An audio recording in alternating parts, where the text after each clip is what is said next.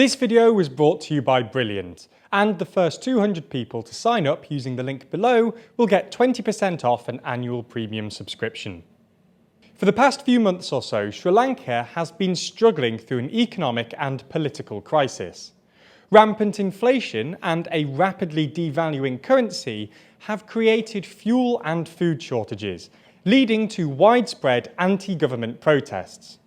These came to a head over the weekend when protesters successfully stormed the presidential palace and set fire to the Prime Minister's house. So, in this video, we're going to be looking at the crisis itself, what might happen next, and why this is bad news not just for Sri Lanka, but basically all over the developing world.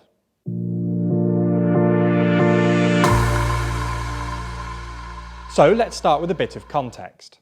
Over the last few months, Sri Lanka's economy has been slowly collapsing. While a lot has been made out of Sri Lanka's particular problems, including an ill-advised effort by the government to turn Sri Lanka into the world's first all-organic state, it's worth saying that there are both local and global reasons behind the collapse.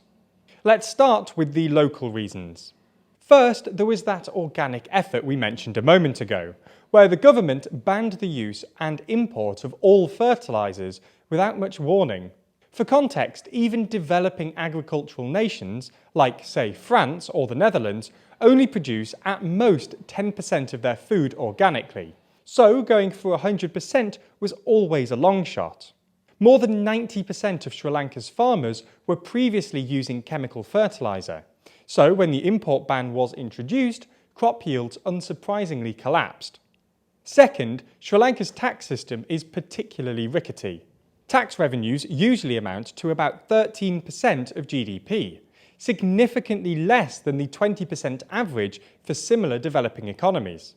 This problem has been exacerbated by the fact that, in 2019, the incoming government was ahead with a popular but economically illiterate tax cut, which cut revenues by nearly 50%. Third, successive Sri Lankan governments have engaged in continued financial mismanagement. As an island nation, Sri Lanka imports a lot of its stuff, including food and fuel, creating a trade deficit. To afford those imports, the government and business borrows money. While this isn't necessarily bad, Sri Lanka's government has borrowed more than most.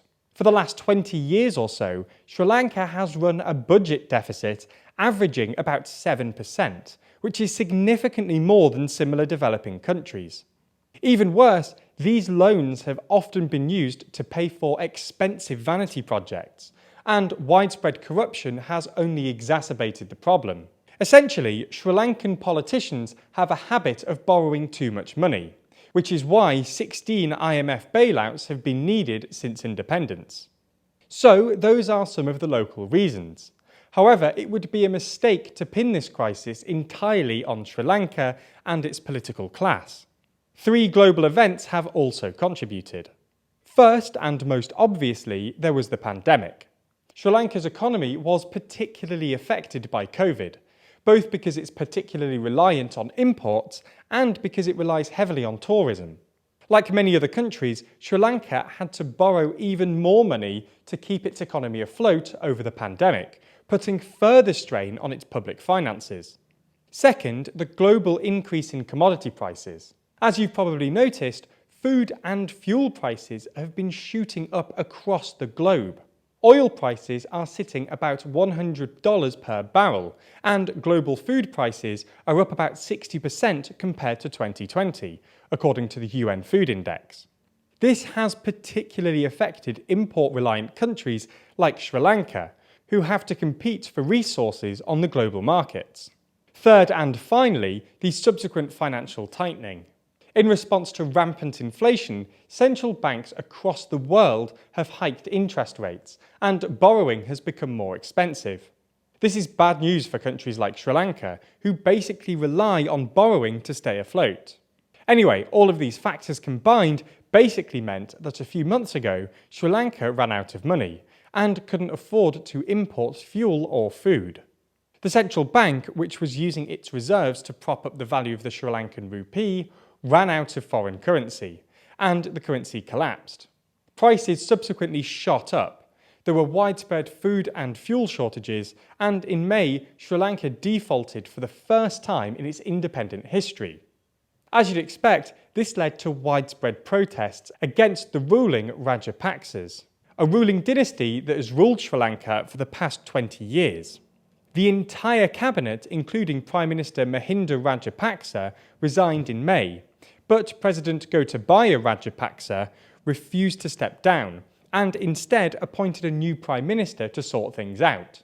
Unsurprisingly, this hasn't happened, and over the weekend, protesters stormed the presidential palace and burnt down the Prime Minister's house in protest. In response, both the President and Prime Minister have finally resigned, and while that might please the protesters, it's not a proper solution to Sri Lanka's economic woes. For that, Sri Lanka are going to need a bailout and debt restructuring. Unfortunately for ordinary Sri Lankans, however, neither of these look forthcoming. At this point, Sri Lanka owes debt to a whole mishmash of creditors, including other states, multilateral organisations, and private institutions.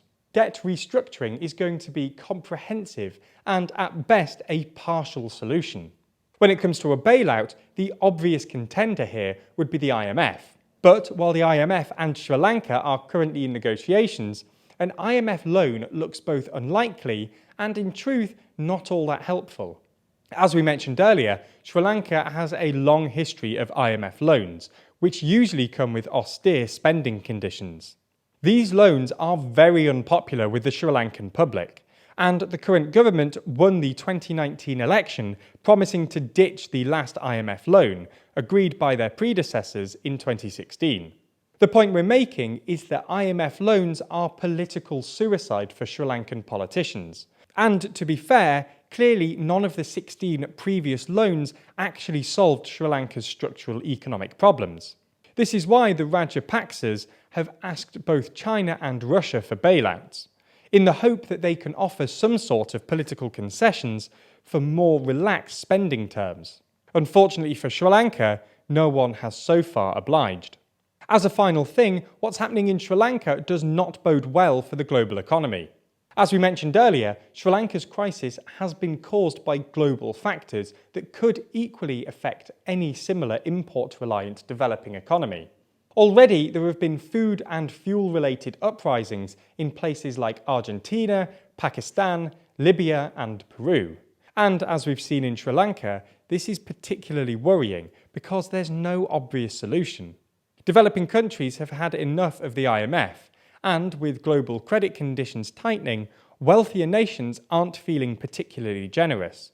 Ultimately, this is a reminder that while global economic crises might mean higher prices for us in the West, it means literal shortages for the poorer countries, and all the political chaos that comes with that. Ultimately, problem solving is always at the heart of politics, whether it be making the electorate happy or fixing an economic crisis. So, if you want to do what politicians often can't, then consider checking out Brilliant. That's the STEM learning platform which actually features a class on the joy of problem solving. In that class, like all their others, they use active learning to help you learn complex subjects like logical reasoning, deducing facts from fiction, and logic puzzles through fun and engaging activities. These interactive classes cover all kinds of STEM topics, from computer science and cryptocurrency to statistics and casino probability. So if you want to take your next step with STEM and support the channel at the same time, then sign up to Brilliant at brilliant.org/TLDR Global. And the first 200 people who do will get 20% off the annual premium subscription. Thanks so much for your support.